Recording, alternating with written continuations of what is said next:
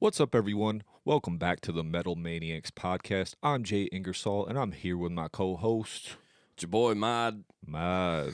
What's up, Mod? How you doing today, buddy? Good morning. Good. Ready to be back talking about some metal today? Always. I'm ready to worship at the Church of Metal, buddy. Nice. So today we are doing part 2 of Slayer, and I just want to say happy Halloween to everybody because today this drops on Halloween. So I want you guys to have a safe, fun Halloween, dress up like Pokemon or whatever the hell y'all want to do, or devils and ghosts and witches. That's more appropriate for the Slayer episode, but yeah. Spooky time. Mm-hmm. So where we last left off with Slayer Part 1, if you haven't checked that out, make sure you go listen to that, obviously, so you kind of know what's going on with this, but the last time we spoke was Dave Lombardo left the band. We're moving into the Divine Intervention era of Slayer, and Slayer hired Paul Bostaph. And on the last episode, I kind of went through the rigorous tryout period of what that kind of looked like. But when they finally picked Paul, now we're going into the Divine Intervention era. So we're talking. What's up, buddy? Little post Dave Lombardo era. Yeah. Like how I like to look at it. For the first time. I guess. I mean, there's a lot of trading up drummers in the second era. So fucking back and forth a lot here. So we'll get into that. So in 1994, Slayer introduced Divine Intervention, their first album with Bostaph behind the drums. So as we said in the last episode, to me, this album was the best Slayer. Same. I don't know why I think that way. Maybe it was just because it was so freaking evil. It was heavy. It was in your face, just pummeling. I mean, there was groove on there. There was some pick tapping that I fucking totally loved. Yeah. I don't know. It was just something about it to me was just like the height of Slayer for me. Yeah, it was like probably some of their best musicianship. Through and through, there was a lot of melody, but it was really dark, like really minor tones, and so it felt like it had elements of Seasons in it, but also, when you look at maybe the first 2 or 3 tracks off of that album, they're just straight face rippers, and those go more to like the Rain and Blood fans. So it really did a good job of capturing, like maybe say the previous 3 albums' attitude, like pitch perfect, and to me, also my favorite Slayer album and some of their peak musicianship and songwriting happening on Divine Intervention. And I think that also led to like Bostaph getting in the band. So there's like new blood, and we know how that goes. Like you get this new energy, and he brings a different kind of feel to it where, they're kind of used to what Lombardo had to offer. So I'm sure they kind of approach music a little differently. So the album tackled subjects like Reinhard Heydrich, a key figure in the Holocaust, and Jeffrey Dahmer, the notorious American serial killer and sex offender. The themes also delved into murder, critiqued the church's dark aspects, and explored how governments wield power. So, kind of the same old, honestly. Araya's fascination with serial killers heavily influenced the lyrical content. It has been stated that, although my favorite Slayer, the members were not happy with the production of the album. Oh. So what happened was they had to switch studios and engineers several times in the process, and so there was a lot of time constraints because they'd be working with an engineer. Then all of a sudden they'd be like, "Well, I wonder who's going to touch this after this," and they were like, "What do you mean?" And then the engineer was like, "Well, I only got 2 weeks left, and I'm out of here or whatever." So that was like a direct quote of what like Kerry King was saying, basically. So then they had to like re-record parts. And then we also know how that goes. You capture a certain magic a certain way. Right. And then if somebody records it, that engineers it, and then they wanted somebody to produce the whole thing, then somebody else is mixing it. And then, so it was just like a lot of hands off in the production department. So I think a lot of that led to that. I know when John was here, he was talking about how he thought it sounded weird. And me as a music producer, actually, like, I guess I could go back and critique it, but I never really got that feel from it. But maybe just I thought it was even a step up from, Seasons or South of Heaven or whatever. So I don't know. They said that a lot of times that they didn't like the production. That really surprises me because that album sounds great. That album is a banger, and production quality and everything. I love that album through and through. So that's a surprise to hear. Yeah, so it was surprising to me too. So, the band set the stage for a world tour in 1995 with Biohazard and Machine Head joining as openers. Captured on tape, their concert footage gave birth to Live Intrusion. Love it. Love it. Yeah, great concert. I watched that videotape. I have it right here. This VHS. VHS. Am I giving my age away? Like, oh, man. I watched that thing so many times. And real quick, Jay, I am on the spot reminded of a particular time watching this. Now, let me see if I can pull the song title real quick. But I'm watching it with our boy Gunderman. Remember? Yeah. Okay, so now there's a song on here. I want to see if I can. I don't know if it. Maybe it's At Dawn They Sleep. Or maybe Captor of Sin. It's an older one. So anyway, Gunderman's stepdad comes down, and we're watching this, and Tom Araya is just in the middle of going, kill, kill, kill, and he's just doing it like softer, right? Yeah. And his stepdad just is like, shrugs, goes back upstairs, walks away, right? And so they go through like a couple of musical passages, just a couple more seconds, and then dude comes back downstairs, and this time they're back at the same lyrical part, and now Araya's screaming it, right? Cal! Cal! Cal! Okay. Oh, man. And so in my mind, he's thinking the whole time he walked away. 4 minutes screaming kill the whole fucking time. And you guys are just watching intently, like, not what even the blinking. fuck? Just more about it. Like, yeah, what Tom said. Kill. Red rum. Yeah, yep. So yeah, that's that videotape. That's one of my favorite memories of that one. So Nice. Influencing today's youth. kill. Amazing. Yeah, so the actual video starts out with the fan of the Slayer getting carved into the arm. So the picture's famous in the Divine Intervention. I believe it's either on the CD or like inside the book where it shows Slayer like basically carved into the dude's arm. But the video, yeah, okay, yep. Okay, right in the CD. You got black and white. You got black and white on the disc, and then in color behind the disc. Pretty crazy. Yeah, so that was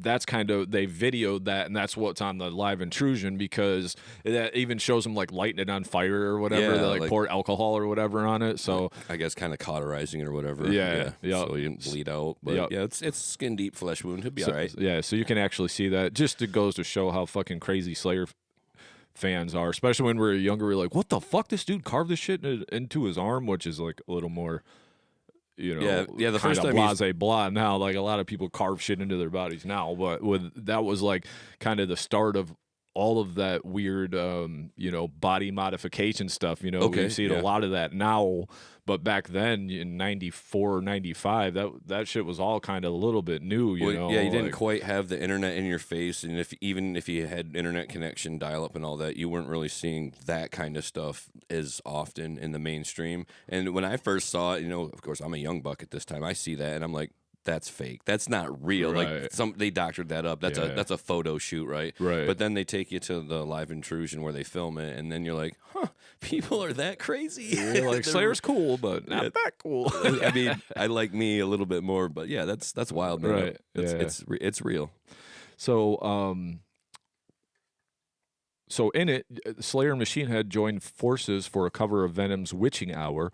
Kerry King was sporting the bald head in this video as well, so that was like kind of something that I noted. That was kind of where Kerry was coming around to the baldness, and aging happens. Yeah, it happens to all of us. Balding happens. Yep. After the tour, Slayer took their spot as the third act at the 1995 Monsters of Rock Festival with Metallica headlining the event. You're not going to headline Metallica, so that's natural. Still not going to. Yeah. In 1996, a different kind of offering arrived, Undisputed Attitude, an album loaded with punk covers. This lineup of covers featured tracks by Minor Threat, TSOL, Dirty Rotten Imbeciles, and others. Alongside these, the album presented 3 original tracks, with Hanneman's contributions from a side project in the mid-'80s. Not long after the album's recording, both staff parted ways to focus on his project, Truth About Seafood. So interesting. Never heard of that one.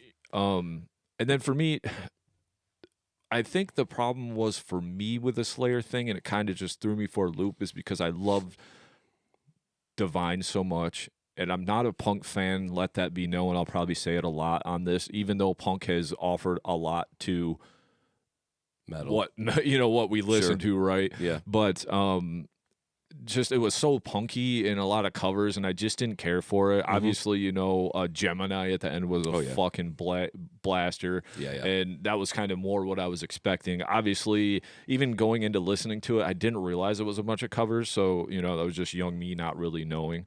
But I wasn't a huge fan of that, but I could see how punk people and early Slayer listeners would really fucking love that album. Yeah, it was like 50-50 for me. There was a couple of good songs on it that I could get into, and I could see, yes, this is right where like punk meets hardcore, and there was a particular groove on some of them. So I let it play, and there's just certain ones where I was like, okay, this is too much, too fast, and I don't need this track or whatever, and bump it to the next. But Gemini slapped, and that alone made it worth owning. And there were definitely some other tracks on there that I'd say if they threw them into the set, I'd be for it, Right. So. Good album. So after Bostaff parted ways there shortly, John, I'm going to say his name is Dette from Testament. I think it's just John Dett. Dett? Yeah, I believe so. Okay. So John Dett from Testament stepped in to replace Bostaff, and the band headlined the 1996 Ozfest alongside Ozzy Osbourne, Danzig, Biohazard, Sepultura, and Fear Factory. However, Dett's time with the band was short-lived due to internal disagreements, and Bostaff returned to continue the tour. I remember it was some years later that there was a... You know who Kevin Talley is? I do not know. So he's a really badass drummer. I think he played in like Misery Index and a lot of different pretty like death metal hardcore bands. But I remember borrowing a video from Eliminator, and it was a Slayer tryout tape from Kevin Talley. Huh. So he was like trying out for the band. It was around this time. Right. It was just a video of him playing the songs with Slayer, like in a jam room. It was actually kind of a really fucking cool video because like the first part of it was like instructional, and then the last part of it was like him trying out for Slayer, which was just an interesting point. That's why I wanted to throw it in there. So I never knew that they had anybody else besides Bostaff. I know they had some people come along and sit in like interim. Yeah, I didn't know that was. I didn't know Dett sat in for them at all. Yeah, Talley obviously never got the job or whatever. And I remember there was a point where Kerry King was talking about drummers that try out, and he's like, "These guys are pussies. They barely hit their drums just because they play fast." Blah blah blah. You know how Kerry is and can be, but like he's like, "These fuckers don't even hit their drums very hard," and this, that, and the other thing. So anyway, moving forward, Diablos in Musica, translating to The Devil in Music, was released in 1998. It made its debut at number 31 on the Billboard 200, selling over 46,000 copies within its first week. All good numbers. Yes. Completed in September 1997, the album faced a delay of 9 months due to a label takeover by Columbia Records. The album received a mixed critical reception and was criticized for incorporating traits of nu metal, such as tuned-down guitars, less intricate chord progressions, and less thrash beats. Despite this, it offered a glimpse of Slayer's evolving sound and hinted at their future direction. So for me, to put it into context for me and anybody else listening, 1997, 1998, bleak fucking years for metal. Like, in my opinion, like those were some bleak years. And so for me, when Slayer put this out, it was probably still one of the better offerings on the table. When you look at what else was going on with, like, say, Anthrax, Megadeth, Metallica, the Thrash, I'm going to even throw Pantera out there too, because just reinventing the steel, it didn't move me the way that I needed something heavier, edgier, darker, meaner, and something about that album that didn't do it for me. Like Great Southern Trendkill was, super dark, so those albums preceded this. And then when you got to Diablos and Musica, you could feel the nu metal vibe, but I would say to their credit, they were kind of keeping up with what was at least captivating listeners. I'm not going to say that they were trying to win over, or change their style for a new audience, but yeah, they were doing what they needed to do and augmenting their sound a little bit. And at the time, I wasn't for it because we had newer bands already doing that. But I think that they just were experimenting with their sound a little bit, and it's still a Slayer album through and through, even if some of the singles weren't as Slayer sounding as you would like to have expected. But yeah, I also feel that that's to be questions whether they they're on Ozfest, and then that lineup that we spoke of that they were on, but then you go to the next year of Ozfest, I think that was one of the years I went, and then we got who's on stage. You got Tool, Megadeth, Limp Bizkit, Snot, System of a Down, Incubus. You got all these bands. This new metal thing is just happening, right? It's immediately. It's here. It's so it's do we change with the times? Do we try to alter our sound a little bit to capture some of that audience, like you said, or do we put out another thrash metal record? I think I would imagine that a lot of musicians at the time had seen the disappearance of hair metal before their own eyes, and people that were wise enough, they would say, okay, let's just do what it takes to stay at least relevant and continue to do our thing, that in our own way. But I think musicians at the time were pretty smart to evolve their sound, and credit to those bands for they might have shifted towards a more rock element or a more mainstream element, but they lasted, and now they can do whatever they want, right? And I think Slayer did go on to do exactly that. Yeah, for sure. So this album marks Slayer's first venture into primarily drop tuning, featuring the tritone interval often referred to as the Devil's Interval. They collaborated with digital hardcore group Atari Teenage Riot for the song No Remorse (I Wanna Die) on the Spawn soundtrack. Additionally, the band paid homage to Black Sabbath with a cover of Hand of Doom for the Nativity in Black 2 tribute album. The album's release sparked a world tour to back it up, with Slayer also taking part in the United Kingdom's Ozfest 1998. Them Ozfest tours were righteous. Oh, man, some great shows. I only got to go to one. I only went to one Ozfest, but, man, it was a hell of a show, I'll tell you that. It's always remember that one. So, all right, so we're moving on here to the God Hates Us All era of Slayer. So in the midst of 2001, Slayer joined forces with Morbid Angel, Pantera, Scrape, and Static X for the Extreme Steel tour across North America. An unforgettable experience, given that it marked Pantera's final major tour. So we talked about this a little bit on the last episode, but I'm going to go into it again. I went to that show. That was one of the times I've seen Slayer, one of the last times I've seen Pantera, because I've seen him 4 or 5 times. I'm sure you probably did too, because I remember us going to a lot of Pantera shows together.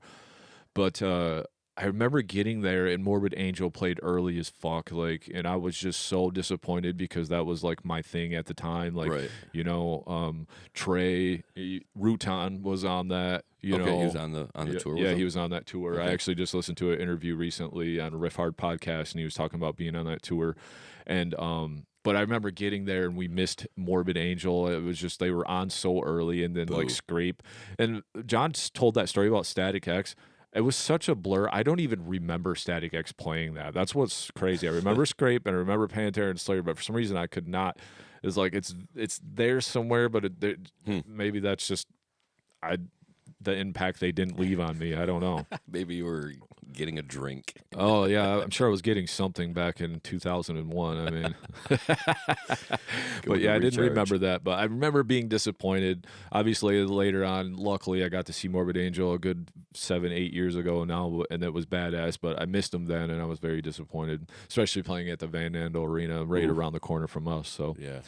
So, however, the release of their next album, God Hates Us All, was met with delays due to remixing and concerns over artwork. The original artwork was considered too graphic, prompting the creation of slipcovers to conceal it.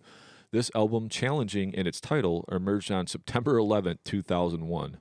Rough day. Yeah. Disciple, the lead track, earned the band their inaugural Grammy nomination though the actual Grammy for Schism went to Tool. The tragic September 11 attacks in the U.S. impacted the planned European tour. Tattoo the Planet, which was initially included Pantera, Static X, Cradle Filth, Biohazard, and Visions of Disorder. Oof, man. The UK dates had to be postponed due to flight restrictions. Most of the bands withdrew from the tour, leaving only Slayer and Cradle Filth to continue in Europe. So Pantera flew over there, and they were supposed to meet up with Slayer to do UK dates for this, and Pantera came back home. And this was kind of, I don't want to get too far of a tangent, but knowing what I know about Pantera, this was kind of the final straw for Pantera. Right. That whole thing, the debacle with this, September 11th and all that, because this is kind of where Pantera started. They did their thing, but they were on the outs and outs. But Cradle of Filth and Slayer, they continued the tour in Europe. Given the shifting lineup, bands like Amorphous, In Flames, Moonspill, Children of Bodom, and Necrodeath stepped in as replacements, varying by location. Biohazard, after a reconsideration, later rejoined the tour and scheduled new performances in the missed countries. During the holiday season in 2001, drummer Bo Staff departed from Slayer due to chronic elbow injury affecting his ability to play. In light of this situation, the band's manager, Rick Sales, reached out to original drummer Dave Lombardo, proposing that he complete the remaining tour dates. Lombardo accepted the offer and rejoined his founding members. Yeah, so this back and forth between Lombardo and Bo Staff seems to now be the way of things, as history will tell going forward from this point.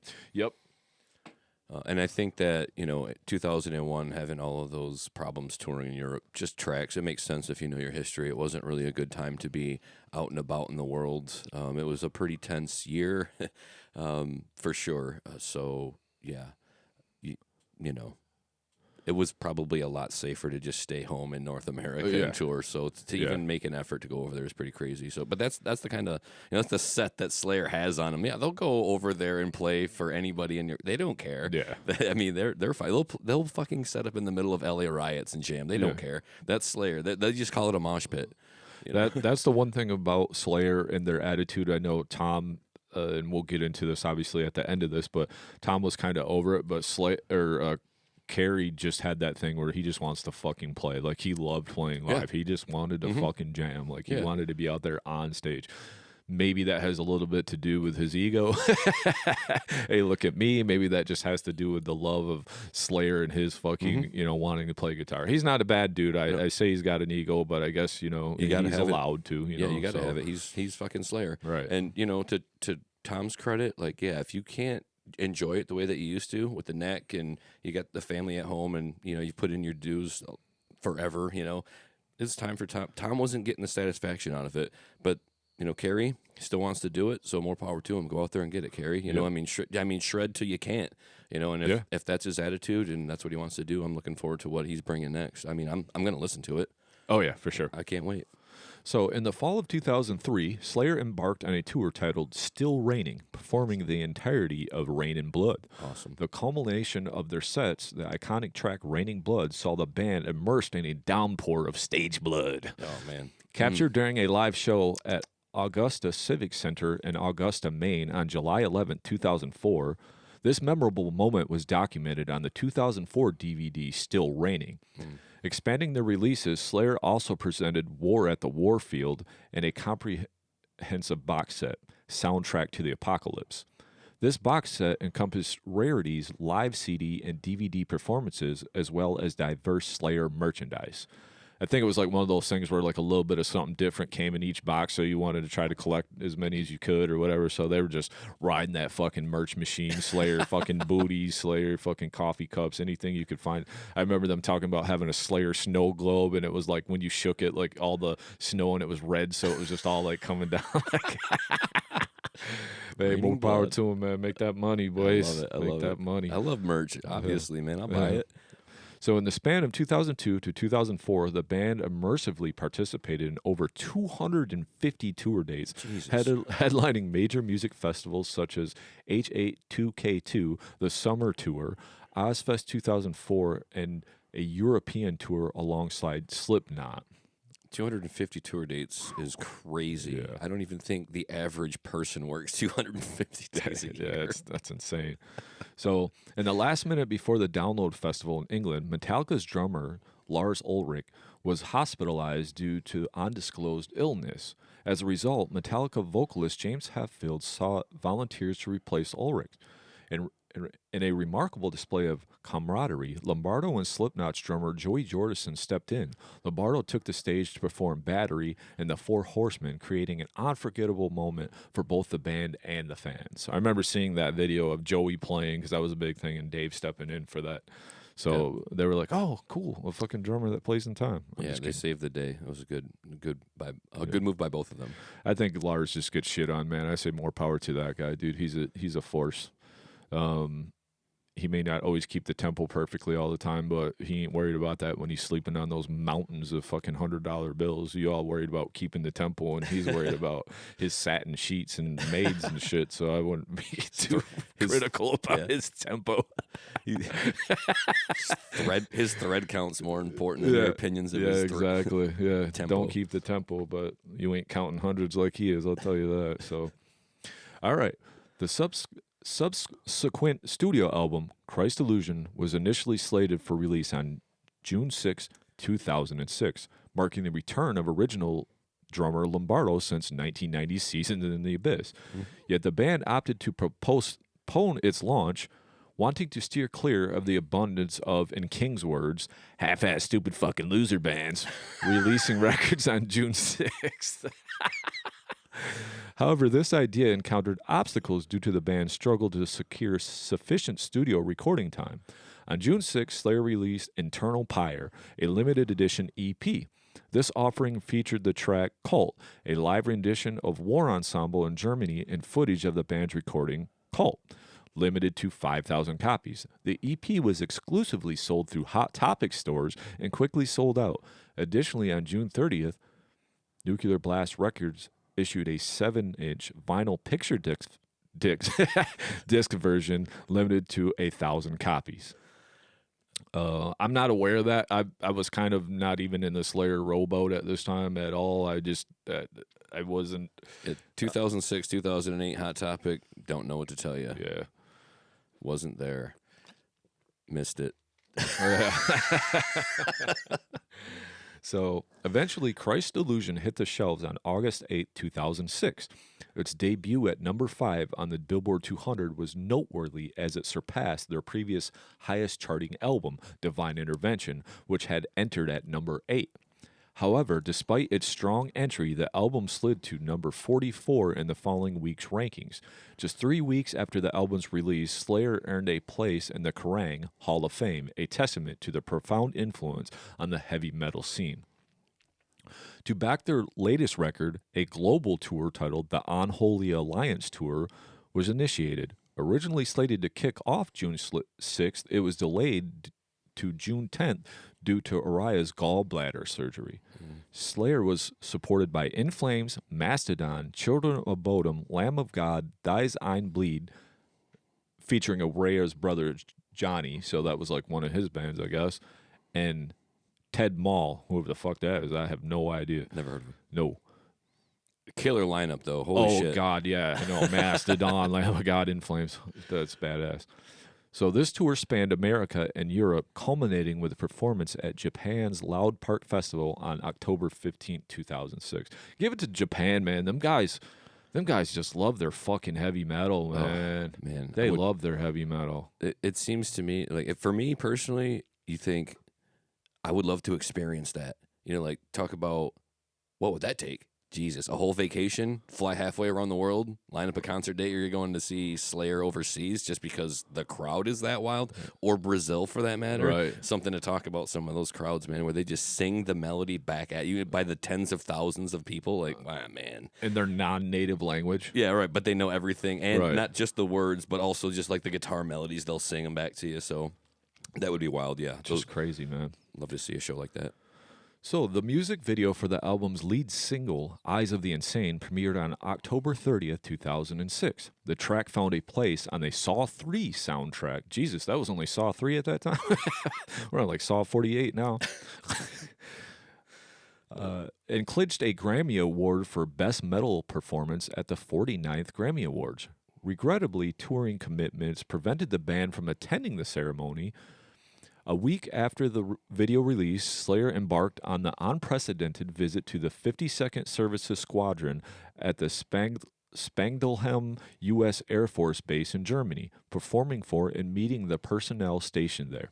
The band marked their inaugural appearance on the network television by playing Eyes of the Insane on Jimmy Kimmel Live on January 19th. Later playing 4 additional songs for the audience. Well, that's kind of cool.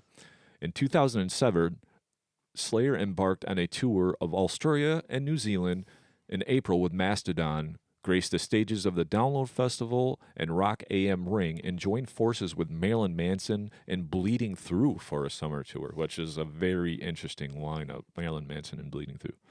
Yeah. Evil. Yeah. So evil. Diverse, though, for sure, between those two bands and a Slayer in there. So cool show. That was 2007. So now here we go. In 2008, Araya voiced uncertainties about the band's future, acknowledged the possibility of not continuing the career into later years. He shared that once the forthcoming album, which was marked the final record in their contract, was completed, the band would convene to discuss its next steps. King, on the more hopeful note, anticipated that Slayer could potentially release at least 2 more albums before contemplating disbandment, stating, quote, "We're aiming to enter the studio next February 2009 and release the next record. So if we manage our time well, there's no reason we can't deliver more than 1 album." Yeah, so at this point, Tom's already, 2008, he's already letting you know, like, my heart's not in this. I'm kind of thinking about retiring, and King's just, no, we got at least 2 more albums, and with 2 more albums comes at least 3 to 4 more world tours. So Tom, so that everybody can have some perspective on this subject, really stuck it out. You talk about when your employer calls you up and says, "Hey, can you work a little overtime?" And you're like, "No, get bent." Like, can you work Saturday? Tom kept showing up, man. He showed up, it feels like, for almost another decade after he made that statement. So, Tom really gave it back to the fans in the end there when he probably wanted to be at home with his family, and I love him for that. So thank you, Tom. And a lot of that was that, because I know right now he's talking about enjoying his granddaughter, and I don't know how old she is, but that was a lot of that. He just wanted to, he's the family, man. How much time did he miss? It's like you're just constantly gone all the time, and after a while, I'm sure it takes a toll after 30 plus years or whatever. At that point, 2008, they had already been into it, or something like that, yeah, right? Yeah, since like 83 or so. Yeah. So, teaming up with Trivium, Mastodon, and Amon Amarth, Slayer embarked on a European tour titled The Unholy Alliance, Chapter 3. Didn't get real creative with the titles. They just throw a 3 after it. We did this a few times, so we're still on Holy Alliance. Same tour, third leg. Yeah. It's fine. Yeah. In October and November 2008. In the summer of 2009, Slayer headlined the second iteration of Mayhem Festival. Subsequently, they joined forces with Megadeth for Canadian Carnage, reuniting them for the first time in over 15 years. This collaboration featured 4 Canadian shows in late 2009, supported by Machine Head and Suicide Silence. So now we're bringing on the new metal here. Yep. Here we come with a new wave. Yep. New metal almost all the way dead by this point, too. Come and gone. Yeah. Yep. It's already here, gone. See you later. But, they did a lot for metal at the time. So they changed the landscape and the face of metal. New metal did. And then you start to see a little bit of a throwback to the old styles when you start to get to some of the metalcore and deathcore that's about to emerge onto the scene right around this time. And that's what we attributed to the last episode. We were talking about Slipknot being a major part of that bridge from like this new metal no more. We're going to the heavy shit. We're adding grind. We're adding thrash. We're adding all this stuff back, keeping the groove. So here we are, ending out or in late 2009. So released by American Recordings, the band's 11th studio album, World Painted Blood, became available on November 3rd in North America and November 2nd for the rest of the world. This album I cannot speak today. Amalgamated? Amalgamated. That's a fun one. Yeah. Elements from their previous works, drawing inspiration from records like Seasons in the Abyss, South of Heaven, and Rain of Blood. On June 16, 2010, Slayer shared the stage with Metallica, Megadeth, and Anthrax for the first time at... I don't know this one, but Bemowo Airport in Warsaw, Poland. Notably, one of the subsequent Big Four performances in Sofia, Bulgaria on June 22, 2010 was broadcast in high definition to cinemas via satellite. I remember that because I thought they had that at the cinema if I wasn't I think our local cinema here. Yeah, we went to that one. I think that was one of the first times they did that. The Big Four thing. I know where they were rocking this for a while.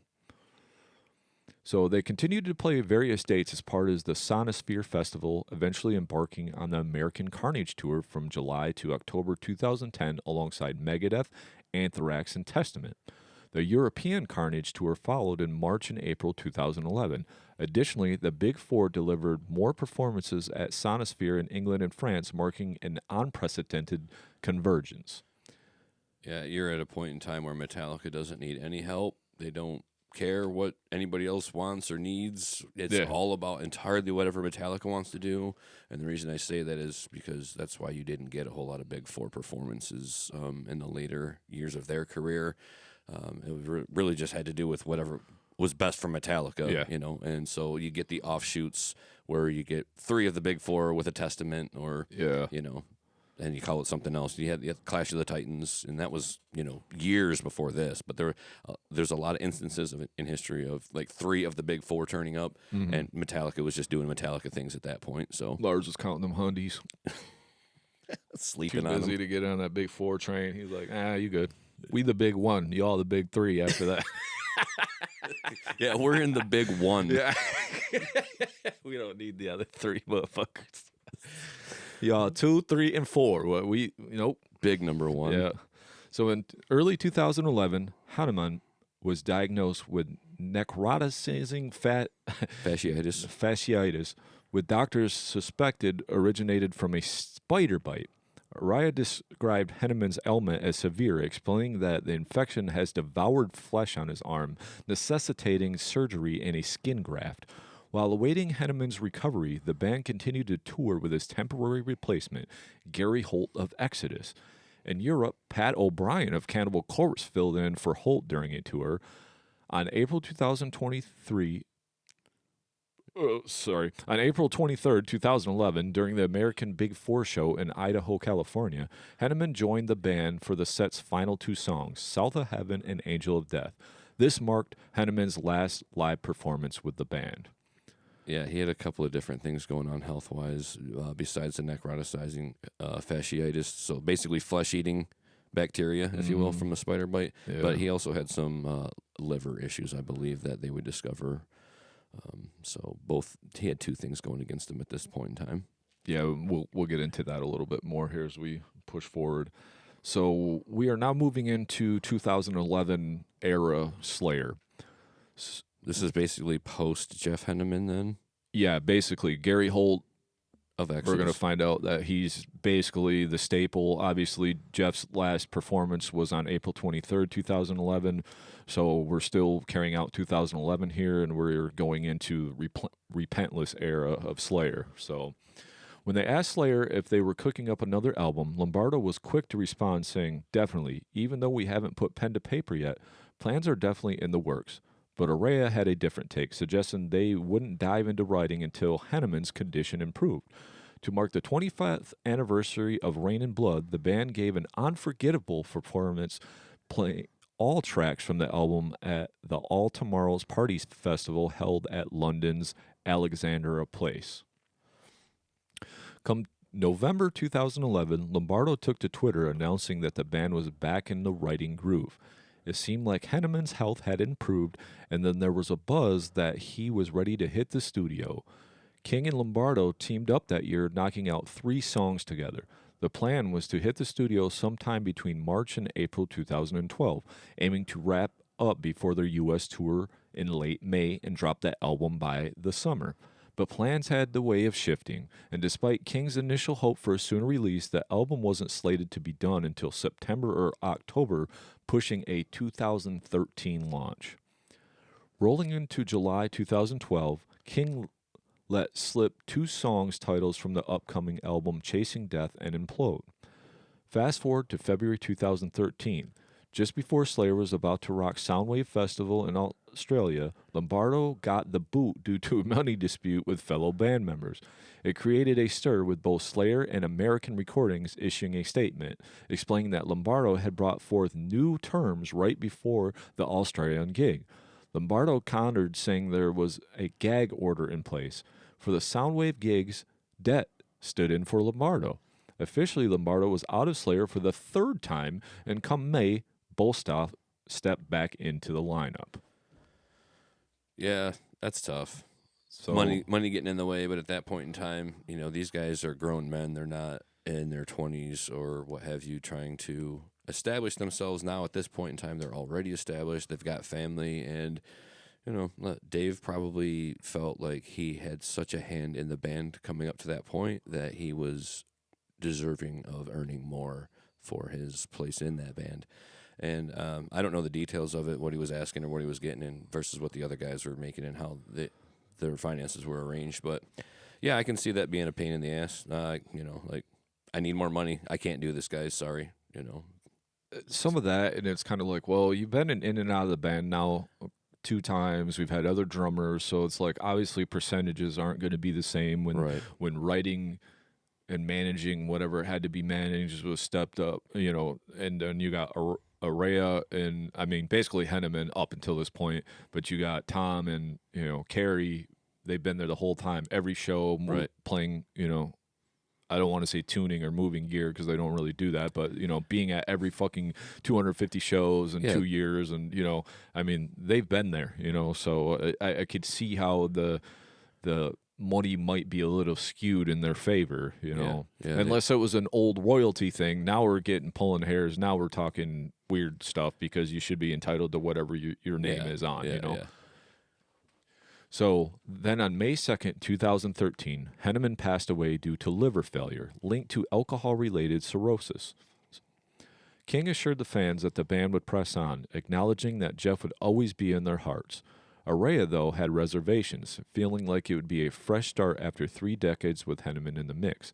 He questioned whether Slayer's loyal fan base would be on board, yet despite the uncertainty, the band continued crafting their next album, still including material penned by Hanneman.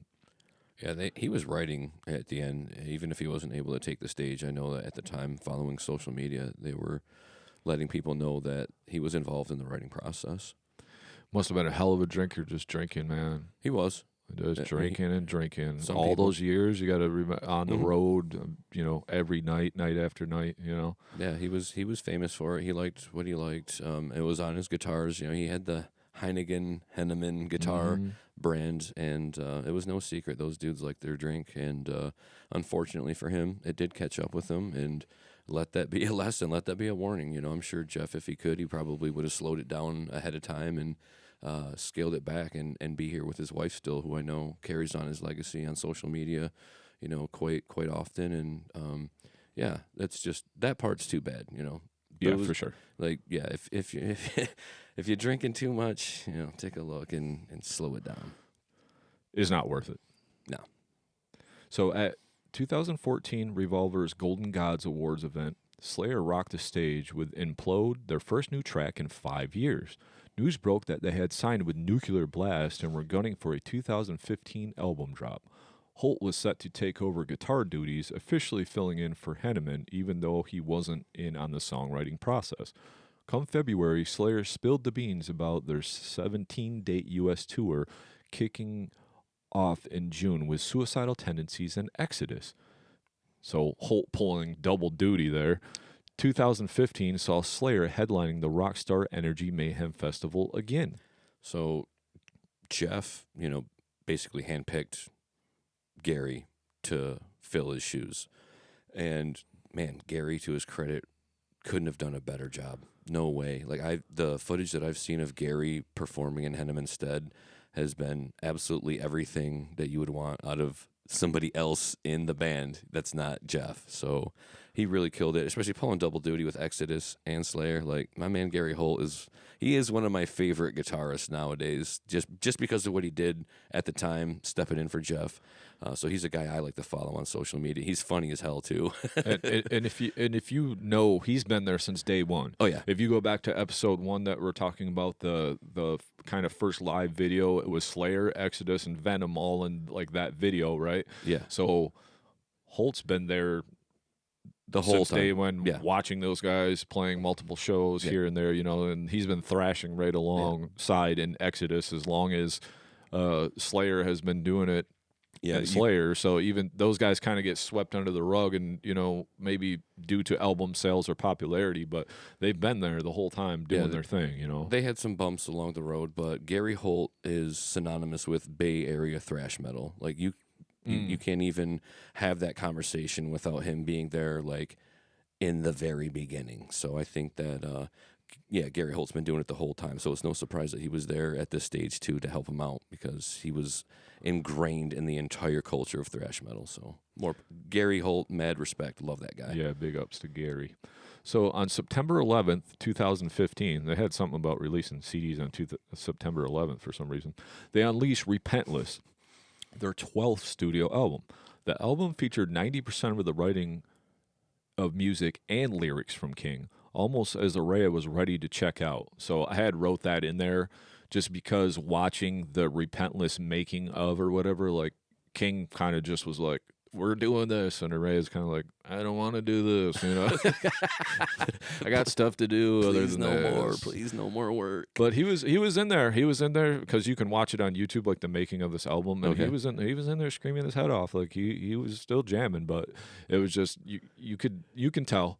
Yeah. Carrie's like, we're dragging this thing to the fucking grave, buddy. Yeah. I don't know what to tell you. Yeah. So, and then Holt did contribute some solos to the album. So he did go in there and lay down some solos. They let him kind of solo. When I say they, I'm saying King let him solo because he didn't really write much or anything. So, and then he probably wrote a ton, but it's just a matter of what they decided to run with, and Right. So, and I noted here, there is a cool making of the album on YouTube. I watched it. It was pretty sweet. It's always cool to me to see the bands in the studio, what they're doing and how they make it, and, all the little intricacies about putting the album together. Anytime a CD's got like that bonus content footage, or an album's putting out like behind the scenes making of in the studio, I'm going to watch it for sure. All the time.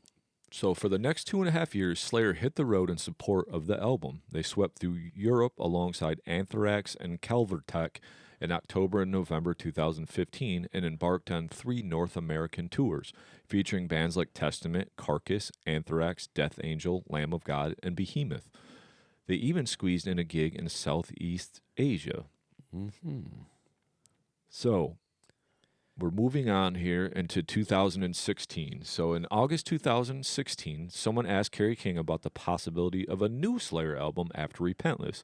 He was like, we've got heaps of leftover stuff from the last album. We wrote and recorded so much, and if the lyrics don't mess up the vibe, those songs are ready to roll. So we're kind of ahead of the game without even lifting a finger for the next record. And yeah, during my downtime, I've been fiddling with some stuff. Just jamming, and sometimes a rip pops into my head, so I put it down. I've snagged a few of those on this run, so yeah, the wheels are still spinning. I haven't tackled the lyrics yet, except for the last record stuff. That's on my to-do list, but yeah, Relentless is still pretty fresh, end quote. King also mentioned that Slayer wasn't planning to hit the studio until at least 2018. Then in October, during an interview on Jimmy Josta's podcast, he dropped a bombshell that he was totally down with Gary Holt, the guitarist who wasn't in on Relentless, joining the creative process for the next album. He said, I'm cool with Gary pitching in. I know he's got some Exodus work lined up, and I've got tons already brewing for this one. But hey, if he's up for it, the last time around, I wasn't feeling it, and I knew that. But now I'm up for a chat. Haven't talked it out with Tom or Gary yet, but I'm game. Doesn't mean it's a sure thing, but I'm all ears. So jump to June 2017, and Holt chimes in saying he's ready to jump into a songwriting mix for the next album. In a chat with Revolver, King was asked about any secret plans for the band getting down to the album making. He was like, quote, "Funny thing, Relentless isn't even 2 years old, though it sure feels that way. But from that session, we got like 6 or 8 tracks in the can. Some with words, some with solos, but all this with solid guitar, drums, and bass. So when those lyrics find their groove and they don't mess up the vibe, we're good to go for the next record. We've got more than half a record already if the tracks stick. As for a potential release date, he's like, I'm not about to make promises because every time I do, I look like a fibber." Laughs, unquote. Obviously, the history has shown us that they had some trouble keeping to some of the dates. They had to push them back. So, yeah. And that's just what happens in music. We know that firsthand. Things don't always go to the calendar, even though you would like them to. Yeah, you know. Yeah, we've experienced that plenty ourselves. Yeah. You know. And when quizzed about when the album might drop, King gave a laid-back response saying, "It depends on the tour grind. Making time to practice to cook up new stuff. We haven't even rocked Australia on this run yet. Japan's finally on the list for later this year. If things line up, recording next year sounds groovy." Yeah, man. King channeling his inner Charles Manson with that one. But hey, schedules can change. By October 2017, Holt's still on the same wavelength, saying he's got some wicked riffs ready to roll for Slayer's next jam. He's like, when the moment comes and we're set for the next album, if Carrie's up for my 2 cents, I got a stash of riffs. I got these ideas I'm not using for Exodus, kind of happened by accident, but they're like Slayer vibes, you know? Nice. So it sounds like he was ready to get into writing with these guys here in 2018. So on January 22nd, 2018, Slayer sent out a video announcing their farewell world tour. They're like, hey, check out the journey from the beginning till now.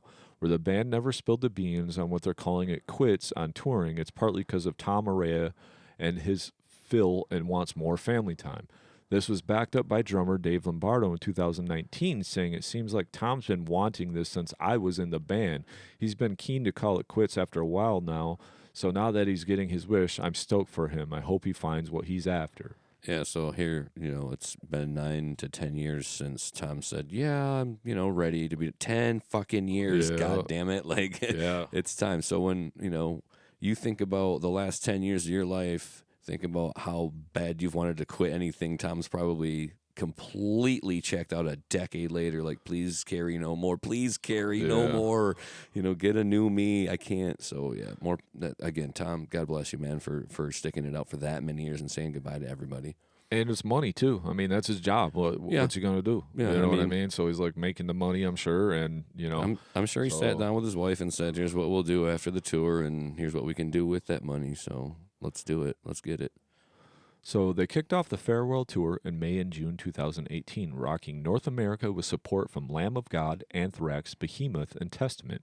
The second leg hit in July and August, swapping Behemoth for Napalm Death, followed by a European tour in November and December with Lamb of God, Anthrax, and Obituary. Keeping that little death metal band in there the whole time. Got to give them props for that. Yeah, shit. I love it. The farewell vibes rolled into 2019, eyeing spots like South America, Australia, Japan, and Eurofest like Hellfest and Grosspop. In May 2019, they toured the States alongside Lamb of God, Amon Amarth, and Cannibal Corpse. In 2018, they even made a pit stop in Mexico at Force Fest.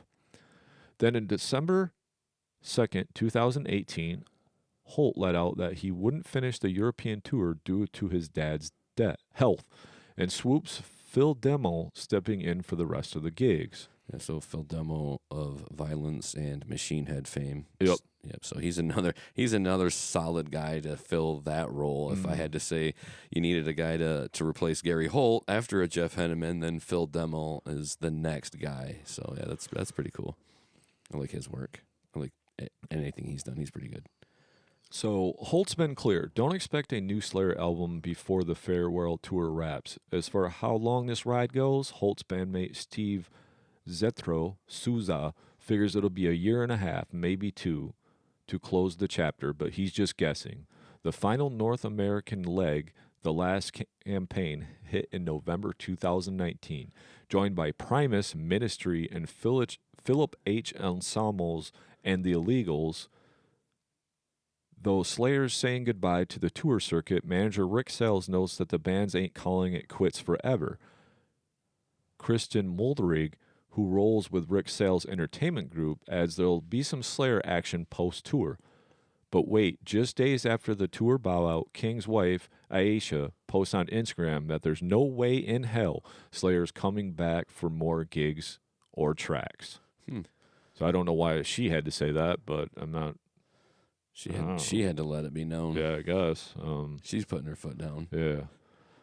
So here we are. This is the aftermath. We're about done with Slayer here, and then we're gonna... this is kind of the end of Slayer, unfortunately, but after that many years, what do you expect? They probably went the hardest out of anybody in the Big Four for the whole time, so it's not surprising that they would be the first ones to have any member retire. I mean, other bands along the way have lost plenty of members, Megadeth being probably the biggest. But they stayed to their core almost the whole time. I mean, obviously, Hanneman probably would have still been doing it if it wasn't for his unfortunate passing, So. Yeah, I could see them saying, moving on from Tom. But and who knows? I don't know that I heard that they will continue to use the name with Carrie and all new members. But well, I'll get into that a little bit here. So. Tell me more. Thanks for listening. I appreciate it. I'm here for it. Yeah. So back in March 2020, when he was chatting with Guitar World about his new Dean guitar deals, King kind of dropped a hint that he wasn't done making music after Slayer, basically saying, quote, Dean didn't sign me just to twiddle my thumbs, unquote. Then come August 2020, he goes on the Dean Guitars YouTube channel and spills the beans, a lot of bean spilling here, I guess, that he's sitting on more than 2 albums worth of tunes for his Hush Hush new project. Later, both staff spills the beans. Jesus Christ. Spilling beans left and right here. Later, both staff spills the beans that he and King are cooking up something fresh, something that have a Slayer vibe, but not quite. It's like Slayer, but not Slayer, Well, okay. Show me, don't tell me. Yeah, exactly. That's 2020. We're in 2023 here. I haven't heard shit yet, so. But it's not just King and both staff keeping busy. Holt's still rocking with Exodus, dropping a new Persona Non Grata album in 2021. Lombardo's been jamming with all sorts since he's last split with Slayer in 2013. Suicidal Tendencies, Dead Cross, The Misfits, Mr. Bungle, and Testament, where he's been back in action since March 2022. John Dett's part of a couple bands too, Animental USA and Misha Ak, and he's hopped on stage with Anthrax and Volbeat as a fill-in drummer. Araya, though, has been pretty low-key since Slayer's farewell tour, just showing up in that thrash metal doc, Murder in the Front Row, and keeping quiet.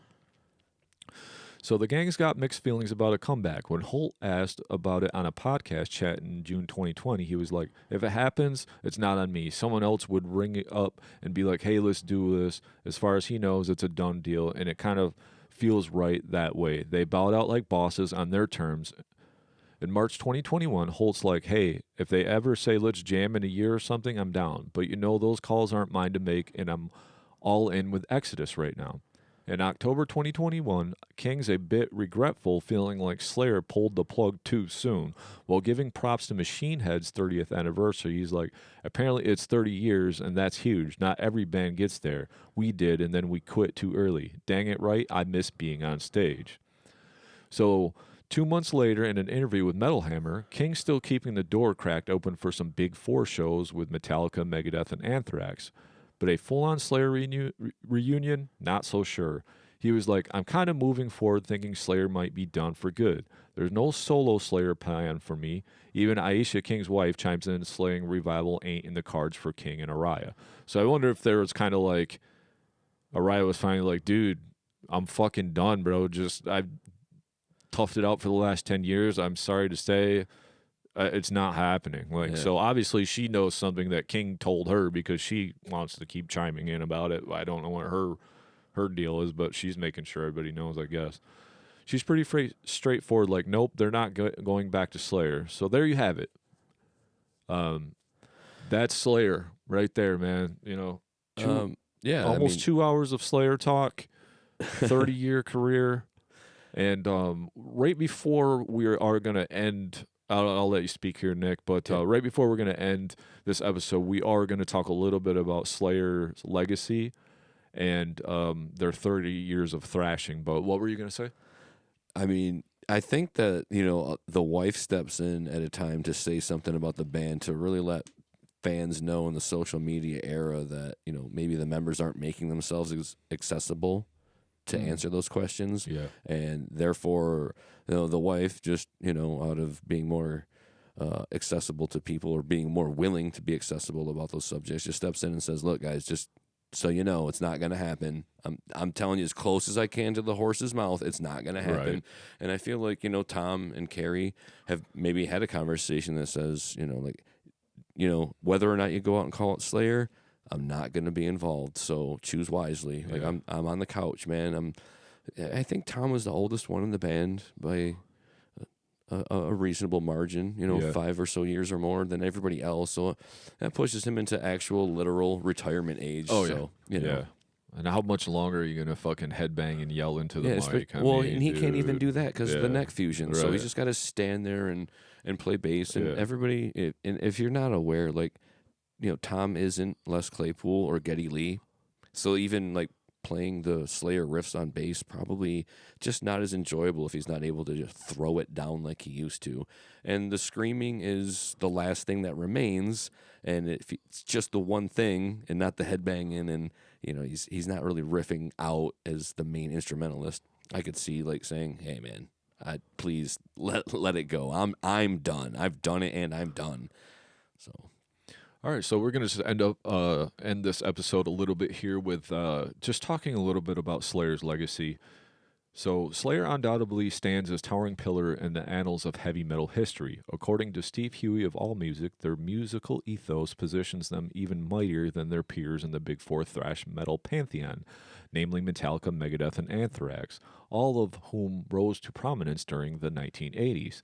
The distinctive blend of down-tuned rhythms, infectious guitar licks, graphically violent lyrics, and grisly artwork pioneered by Slayer not only became a gold standard for countless emerging thrash bands, but as affirmed by MTV, played a pivotal role in catalyzing the ascent of death metal. So we talked about that in episode 2 of the Metal Maniacs podcast, basically stating that death metal would not be where it's at or what it is without Slayer. So you can go back to that and listen to that if you haven't, please and thank you. So 1985 Hell Awaits, that really set the tone and stage for death metal right there. MTV's accolade of ranking them 6th among the greatest metal bands of all time finds resonance, further solidifying by the number 50 position on VH1's 100 Greatest Artists of Hard Rock. The realm of guitar prowess also paid homage to the band's legacy, with Hanneman and King looking in at the 10th spot in the Guitar World's 100 Greatest Metal Guitarists of All Time in 2004. Their collaborative mastery earned them the title Best Guitarist/Guitar Team in Revolver's Reader's Poll, while Lombardo claimed the title of Best Drummer, propelling the band into the upper echelons across categories like Best Band Ever, Best Live Band, Album of the Year, For Christ Illusion, and Band of the Year. Yeah, they definitely went out on top in a lot of ways at the end there. So the weight of Slayer's influence looms large in the realm of extreme metal, particularly within the contours of death metal and black metal subgenres. In the words of music author Joel McClelver, the impact on the genre's evolution pronounced, with John Constantine of Terrorizer going as far as to assert that extreme metal as we know it wouldn't exist, which we said the same thing. Yeah, agreed. Without their pioneering input. A sentiment echoed by Cam Lee of Massacre and a former member of Death, who boldly declared that death metal, black metal, an expansive realm of extreme metal would have been inconceivable without Slayer's pioneering essence. John Reinhold of Andorama reinforces this, stressing their instrumental role in shaping thrash metal, which subsequently became the bedrock for various subgenres. As put forth by Alex Skolnick of Testament, Slayer's seismic impact lies in their unrivaled articulation, precision, and the enthralling synergy between sound and silence. The sonic assault isn't just about auditory shockwaves, but it's also about visceral riffs, thunderous drums, and a symphony of screams that transcend mere musical boundaries. In the tapestry of inspiration, an array of bands have attributed their creative tapestries to Slayer's influence, from Cannibal Corpse and Pantera to Creator, Avenged Sevenfold, and more. The ripples of Slayer's resonance have colored diverse palettes. As Steve Ashim, drummer for Deicide, eloquently phrased it, Deicide's very existence wouldn't have taken form without the blueprint laid down by Slayer. Andres Kisser of Sepultura echoes this sentiment, acknowledging that Slayer's impact was the crucible in which Sepultura's legacy was forged. This influence extends beyond the metal spectrum, finding a place on unexpected corners such as Weezer's song, Heart Songs, where they find a mention alongside Iron Maiden and Judas Priest as influential forces that shaped music. Dave Grohl's recollection of those wild days speaks to a magnetic allure of Slayer's music, with its edgy undertones beckoning fans to embrace the liberating allure of heavy metal. The indelible mark of Slayer's legacy shines brightest throughout their sentimental 1986 release, Rain and Blood. Its cataclysmic impact has reverberated through time, enforcing extreme and thrash metal bands since its inception. Anointed the heaviest metal album of all time by Kerrang, a genre definer by Stylus, and a stone-cold classic upon its release by AllMusic, Rain and Blood set an indomitable benchmark for death metal. This record's profound imprint also echoes the words of Nielsen SoundScan, which tallies Slayer's sales at a staggering 4.9 million copies in the United States from 1991 and 2013, a testament to their enduring legacy. Yeah, so that's 4.9 million for that album alone, or total? Total. Tally all Slayer's SoundScan. Okay, yeah. I gotcha. That's still a ton. That's a lot of fucking albums. And a lot of those were $10, $15, $20 a slap because half of their career were CDs. And they were not cheap. Yep. And VHSs but I think SoundScan, they're just talking about what, as far as the actual CDs and tapes. Yeah, the printed copies, yeah. So there you have it. There's Slayer, guys. I hope you guys enjoy that. I hope you learned some stuff. I actually had a real fun time writing that. As I stated at the beginning, Slayer hasn't always been like my favorite band or anything, but I thought it was one of the most important stories we could tell on this podcast, just because of, as you've seen, how many countless bands that we'll talk about for however long we talk about bands have been influenced by Slayer or touched by their artwork or,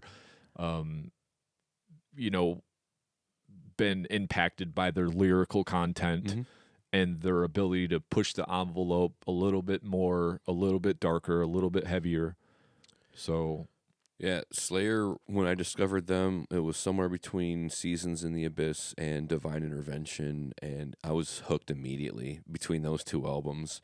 The melody on Seasons in the Abyss and the just raw, dark, evil aggression on Divine Intervention, immediate fan.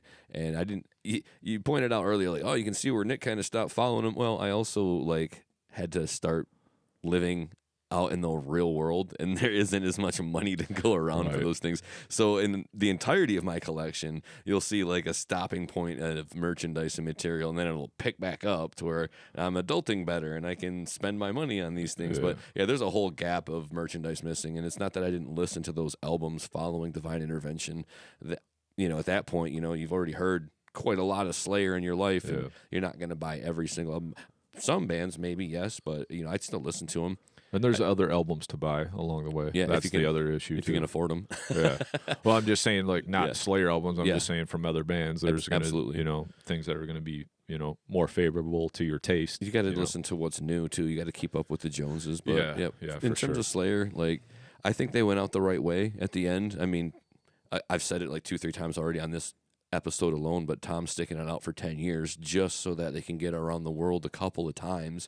It wasn't just a quick once over the world. I think they did 2 full long tours around the world. It wasn't exactly Kiss or Motley Crue, the forever retirement tours, but they did it right. They hit all the major markets that they would normally, and probably some of the smaller ones too, like the B markets or they made the rounds. They said goodbye to everybody, and Gary filling the shoes at the end was a perfect way to, step in for Hanneman and fill that void. So yeah, I mean, huge impact too though on extreme metal, what they did for metal just in general. So Slayer, top dogs. One of if it's your favorite band, yeah, like I get it. Yeah, there's I could see that there, and you can see that in the culture of their fan base. Like there's rabid Slayer fans, just like there's rabid Pantera fans, and they're never dissuaded or persuaded by any other band. Yep. It's Slayer number one, and then everything else is a distant number two. And Slayer, we talked about the evolution of all the albums and the different sounds that they did create through what they've put out there in the world. But at the end of the day, like a Slayer song's a Slayer song, really. I mean, Slayer kind of stuck to the thing. Like they may have had some down-tuned guitars. They may have put out a cover album. They may have dabbled in some new metal, but at the end of the day, like they barely ever, you're not going to not get Slayer from Slayer. You're not going to hear some progressive weird jungle beat or something that's way out of the norm for what they're offering. They didn't stray from their brand. They did a good job of keeping to what it is that fans expect from them, and more power to them. They didn't have to come out and reinvent themselves. I feel like they kind of did that a little bit enough to where they just experimented between, what was it, South of or even Hella Waits all the way through Divine. There's so much diversity right there in that span of time, about 6 years or so, 7 give or take, that then they could scale it back and say, okay, we've done enough within Slayer. And that's Slayer. We've got our melody, we've got our speed, we've got our punk and our thrash metal, and we don't need to add progressive or we don't need to add other. I mean, they did go to rap metal here and there, just not necessarily on album. Yeah, but they're on or Judgment. Full albums worth. Yeah, but they dabbled in that too. So I think Slayer, even though people kind of criticize them for only sounding like one thing, they had enough diversity if you're a fan enough. Yeah. Like, depending on if you tell me what you like, I might tell you what Slayer album you might listen to. Yeah, exactly. Yeah. So that makes sense. Well, with that being said, man, I just want to thank you guys for listening to the Metal Maniacs podcast or watching if you're over on YouTube. All of the likes, comments, shares, subscribes, all of that really helps us out. We're starting to build an audience, and we really appreciate you guys taking your time to listen to us. We really want to just keep it metal and keep this community building, and I'm just enjoying this all the time, man. It's been a real blast, and I think we're starting to hit our stride here with as far as like getting more involved in the research and really putting the facts out there and helping people learn about our favorite shit. So yeah, I mean, I'm here for the non-metalheads and metalheads alike. So if anybody's got corrections or insight, please drop it on us. And for those of you that found this interesting and learned something, let us know that too. And if you have any questions or anything else you want us to cover, drop that in a comment or a DM as well. Yeah, for sure. So with that being said, keep it metal. Peace.